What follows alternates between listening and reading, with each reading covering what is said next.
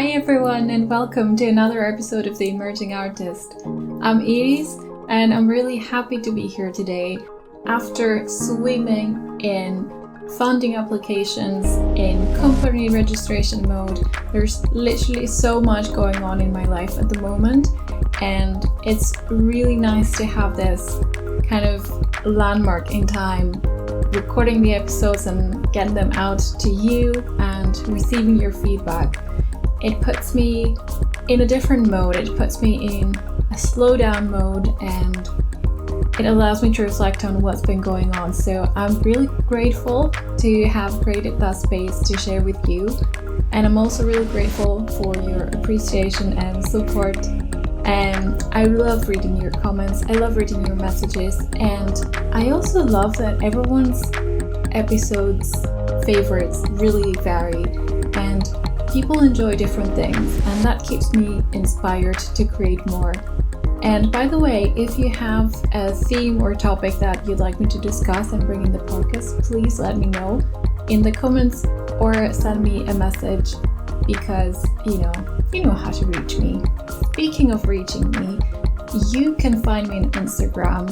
So my handle is at Iris, IRIS _ and then ATH. Because I have a really long Greek surname, thanks mom and dad, and no one can pronounce that and no one can spell it out, so that is my very short Instagram handle instead. So I hope you're having a lovely week. If it's a start of the week, I hope you have a lovely week ahead.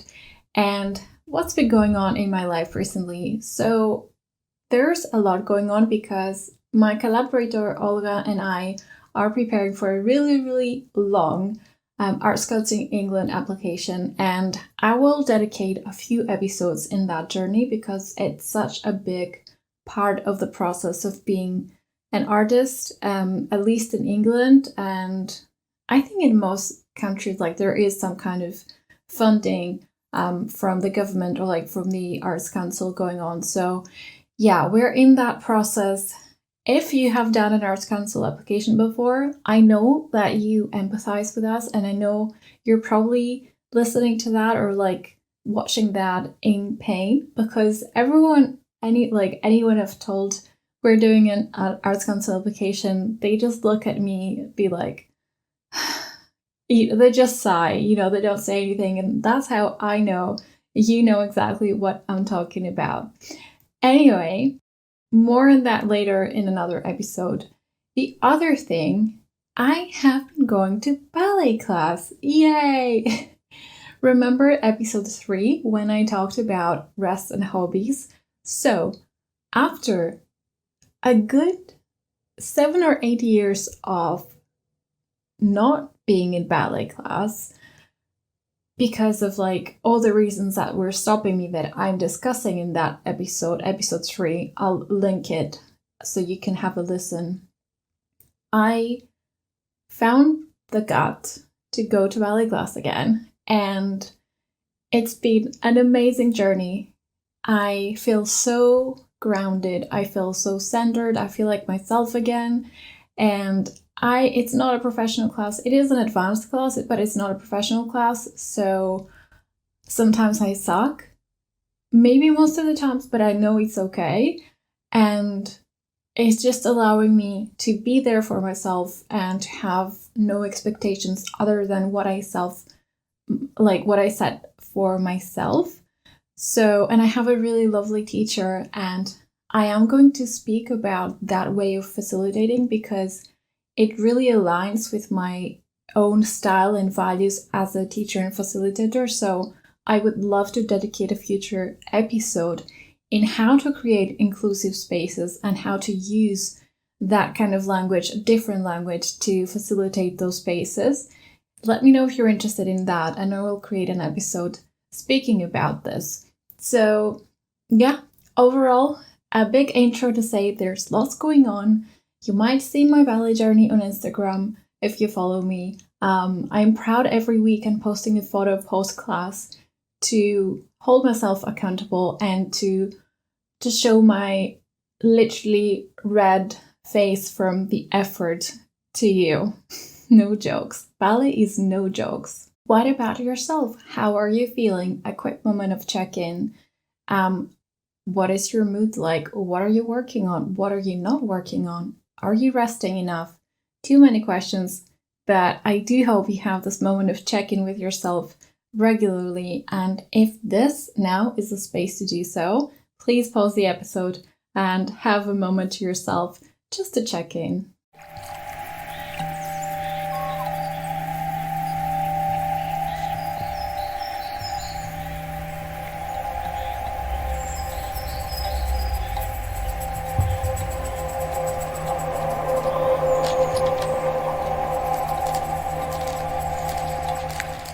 Today, I wanted to talk about something a little bit sensitive, something that I've been thinking about talking for actually since I started this podcast, because I think it's one of the hot potatoes of being a freelance artist or being an artist in general. And I would love to share my experiences with you.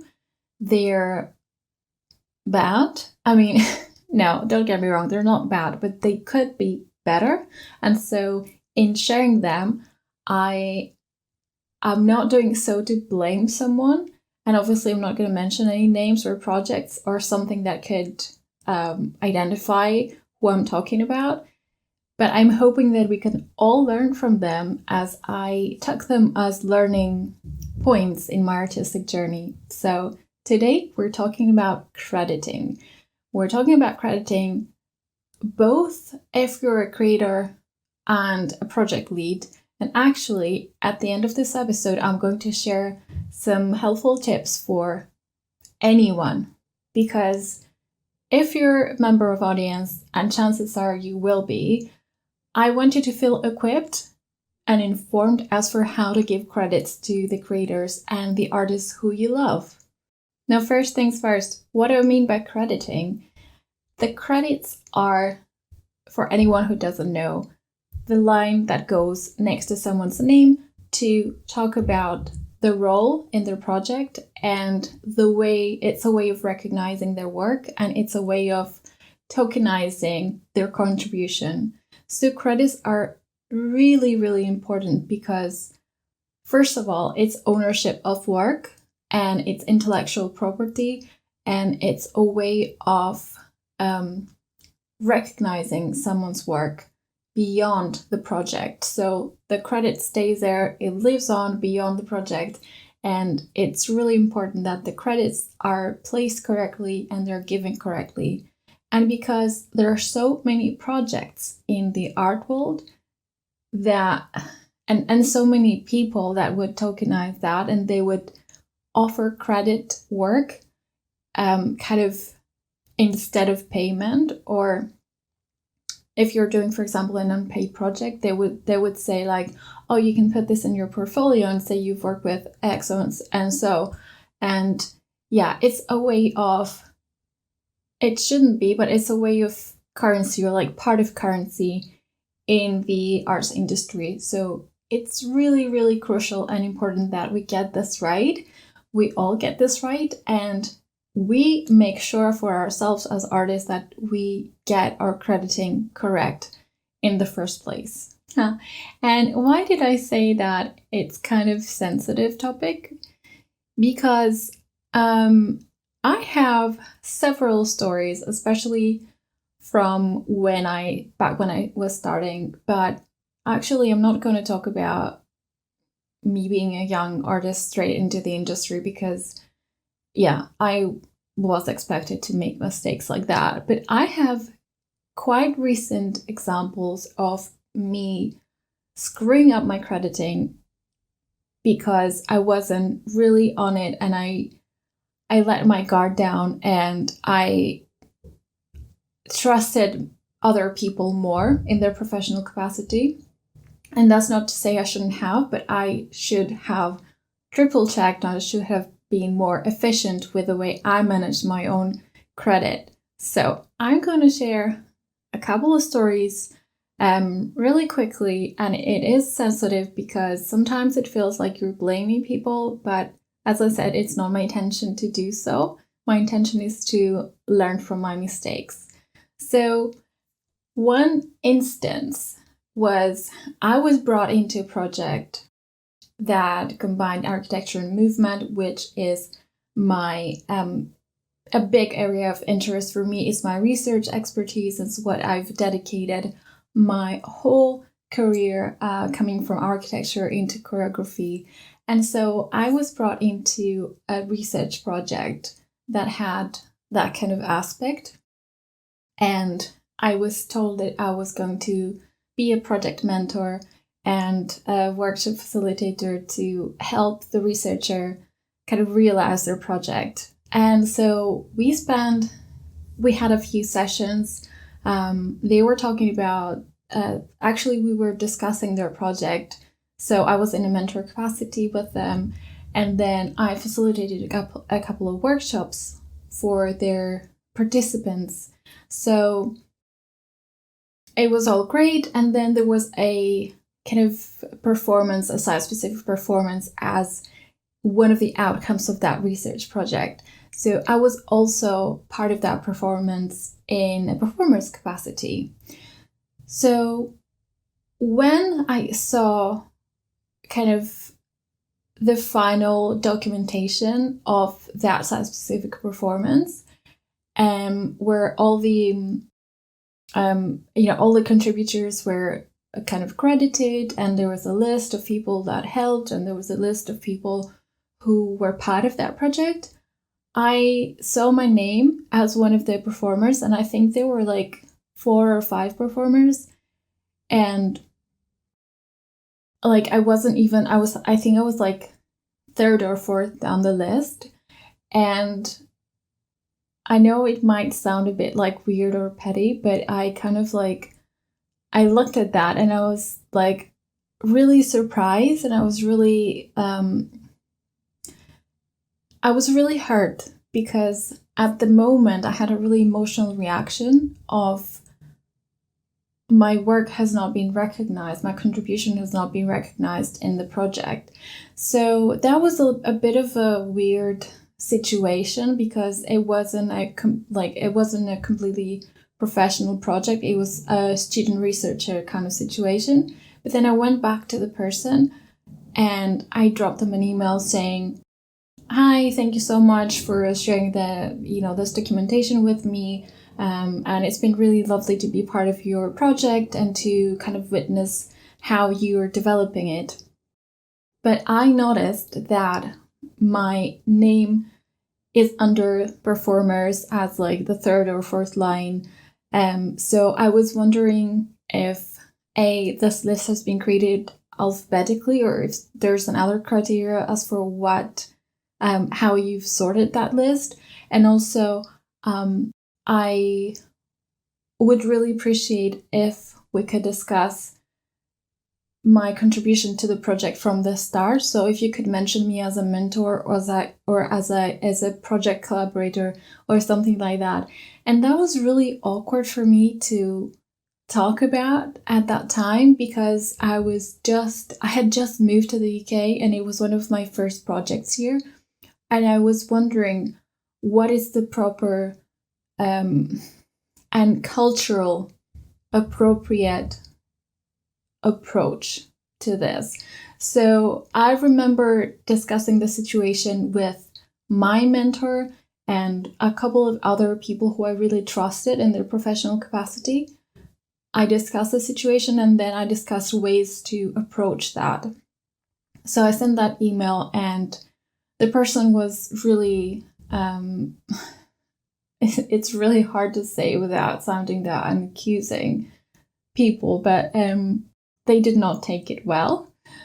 And basically, long story short, after like 2 or 3 back and forths over emails with me trying to claim my credit properly and them just refusing to change anything and kind of trying to diminish my contribution, they refused to add me. So in that project, I just remained 3rd or 4th performer in the mix, and as if I'd done no mentoring at all, no facilitation, no consultation, nothing. So that hurt a lot. And what I learned from that was discuss your credit before the project starts. Like, ideally before the project starts, or as the project is evolving, talk about your credit, how, where, and make sure you're on the same page with the project lead, because people can be really weird about it. I mean, they were completely in the wrong, in my opinion, to not change my credit into something. But I can help but fault myself for not having checked that before, or not having discussed that in the first place.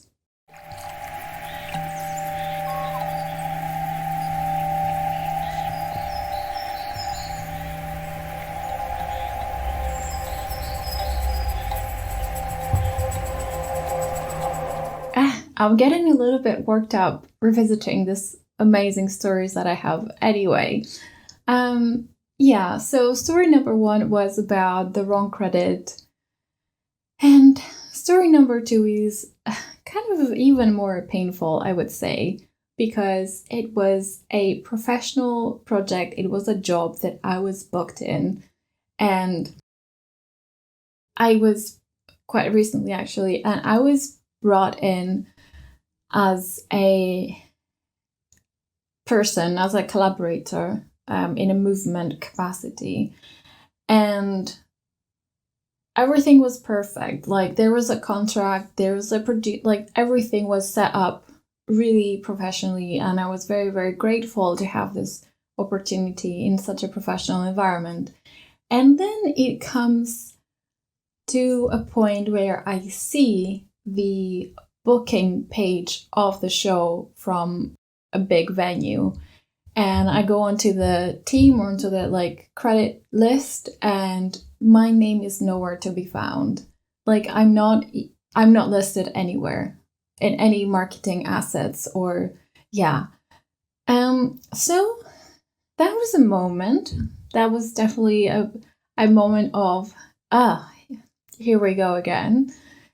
And then again, long story short, I had to go back and forth with the project lead, the producer, and the venue to be like, I don't see my name anywhere. Can you please check?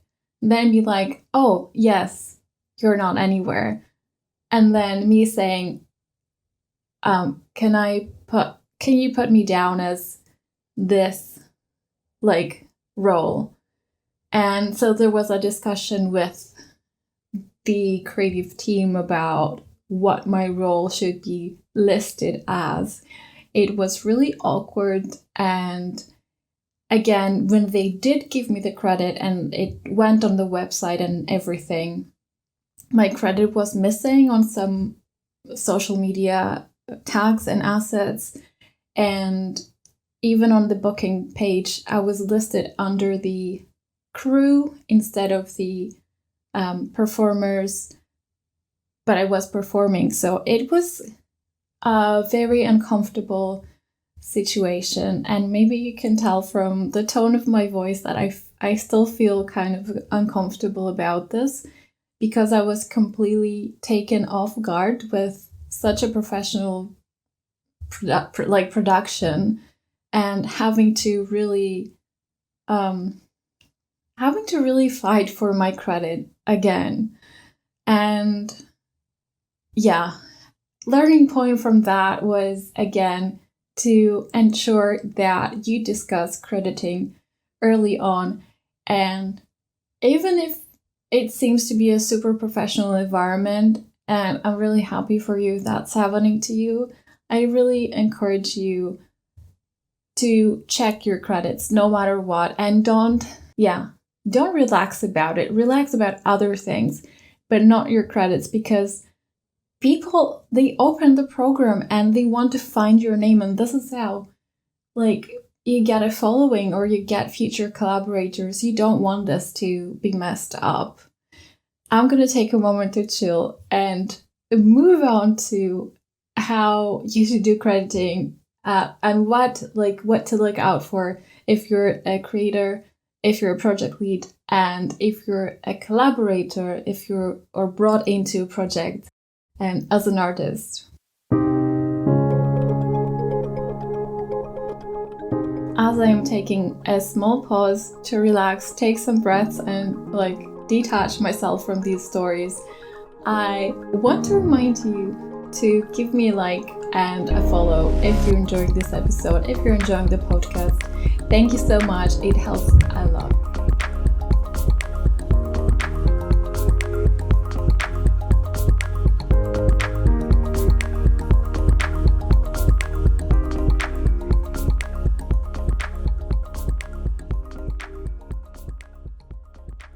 Okay, I've taken a few breaths and I'm back into my Zen mode. Well, kind of. I want to share with you how to look out for your credit and what to do if you're a collaborator in the project. Let's go. Well, first of all, my friend, learn from my mistakes and discuss your credit as early as possible, as soon as possible. As soon as someone says, I've got a project in mind, are you in? Discuss the project. Yes, get through all that excitement and everything, and then discuss logistics, right? Discuss your pay and discuss your credit. Pay and credit should be together because, as I said before, credit is a tokenization of and is part of your pay. So please make sure that you're all on the same page and get it into some form of writing, even if it's over email. Please make sure that you send and you are on the same page with the project lead as for how you would like to be credited. Both your name and your project title are so important to get them right. So as early as possible, together with how, I would say discuss where you will be credited, so where your credit line will go. So some people offer posters or the booking pages on websites or company websites or tickets or social media. I don't know, anything, but discuss all the possible crediting kind of placements and discuss, you want your Instagram handle there, you want your website, what sort of links you would like to share with a project lead so they can pass on and they can share as part of the crediting process. And needless to say, make sure your links work. Make sure your links are right. Your Instagram handles are right. I don't know. Sometimes I've had people misspelling their own names. I'm not naming any names, but that has happened. So as a project lead, I always double check with people, but make sure you send the people the right things, from the get-go. Okay, so you've discussed your role, you discussed your credit placement, you have gotten it into some sort of written agreement, even if it's over email, that is completely fine. Now, I need you to keep an open mind throughout the process and make sure you're always on the same page. As the project evolves, you might take on more roles, you might shift a little bit, so make sure that you're happy with your credit all the way. And if your role changes, that is reflected on your credit as well. So keep an open mind, but also be firm and know your boundaries and make sure that you get what you want out of it because it's negotiating power. And my last advice for collaborators for you, it would be, again, learn from my mistake and go and check in all the places that you've been told that your credit exists. Make sure it's there, make sure it's correct, it's under the correct category, the spelling is correct. Needless to say, with my really long Greek surname, again, thanks. I get most of the times it's misspelled. Most of the times I have to send an email and be like, blah, blah, blah, my credit, please, can my surname be spelled as that? Although I've given it correctly, it's just human error. So make sure you go into every place that you've been told your credit exists, check that it's there, check that it's correct, and make sure you're happy with it. And if you're not, email, message the right people to change them, immediately.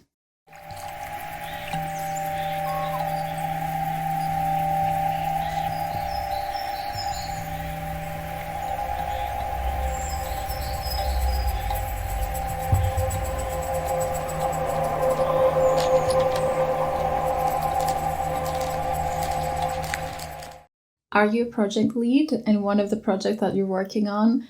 I often am a project lead, and I have learned so much about how to do crediting right. And I want you to learn from my mistakes again and not do them. So my advice is, first and foremost, before assuming the credits, ask your collaborators how they want to be credited. So sometimes people use different artist names for different capacities, for different projects. So make sure that, you spell check everything and you have the right credit and the right role for people. And it's really good to keep an open discussion about this. And, you stretch a little, people stretch a little, and it's a nice dance about crediting so that everyone's happy. That is the point. If you can, I would say get the credits into the contracts or have an agreement with people on how they'll be credited so that it's written, there's no misunderstanding, there's no chance to be like, oh, but you said, oh, yes, and they said. So we don't want any of that. Make sure it's in an email, make sure it's in an agreement, or better yet, in the contract, along with pay and, photographs, consent, whatever else is there. It's not difficult, and it saves you from many, many headaches in the future. And the last things for my project leads is ensure that credit placement is correct, and big one, it's been followed by all project collaborators and all, the venues and all the partners that you have, because so many times we've done the credits correctly, everything looks super good, and then somebody shares it on social media, like one collaborator or one venue, and they forget to tag half of the team. And so, that is not how we do things. Make sure they're very consistent throughout any partners, any collaborators, and that all people who are contributing to the project are being properly kind of acknowledged.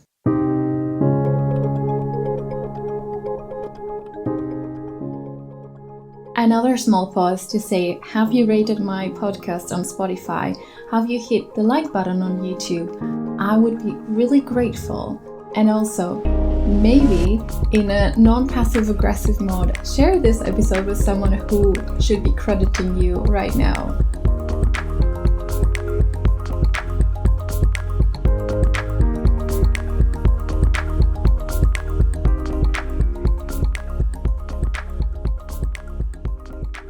I mentioned in the start of this episode that I'm also going to share some general tips and advice on crediting for kind of in a more casual environment. Say you're like an Instagram user and you want to support your favorite artist. So how do you make sure that you give people credit while sharing their work or like spreading your enthusiasm about something? First of all, I would say if you want to reshare, repost something, it would be polite to ask the creator if you could reshare, and of course tell them that you're going to credit them, you're going to tag them or anything.